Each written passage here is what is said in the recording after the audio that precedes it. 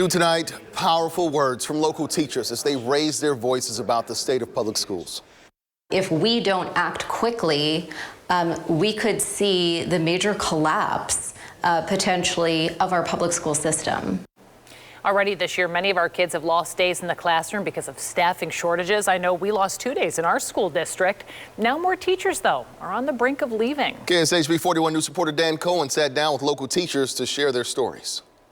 Ken Thomas wanted to teach one key lesson in his Blue Valley District government classes. To know that their voice is important in the things that we do, and that our republic cannot survive with a citizenry that is not educated and critically thinking. He's not teaching anymore. In May, I tearfully walked out of school. After 20 years in the district, he left in 2021.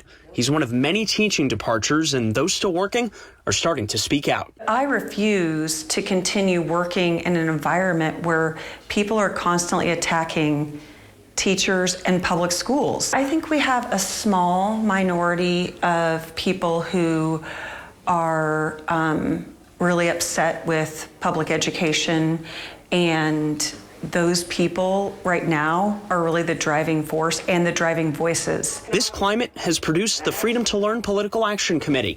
They formed a month ago, and their goal is to tell stories from inside schools. I wonder if people know how terrifying it is to think about protecting our students from an active shooter. Those faces are these educators and these staff members who have worked so hard for so many years in a profession where they were so valued and so respected for so long, and suddenly in the last 2 years that really took a quick 180. The PAC recently surveyed 800 Kansas teachers across more than a dozen districts. 78% of teachers would not recommend the profession to their students. Sloan Heller is a mother of 2, including a kindergartner. She says the clock is ticking. We have 12 more years of public schools here in Kansas, and if we don't act quickly, we could see the major collapse, potentially, of our public school system. Diane O'Brien is seeing early retirements firsthand. I would say I'm really worried because one of those people might be me. She says it keeps her up at night. Sat and thought, is this something I can really walk away from? Because the idea of walking away from it is very, very hard.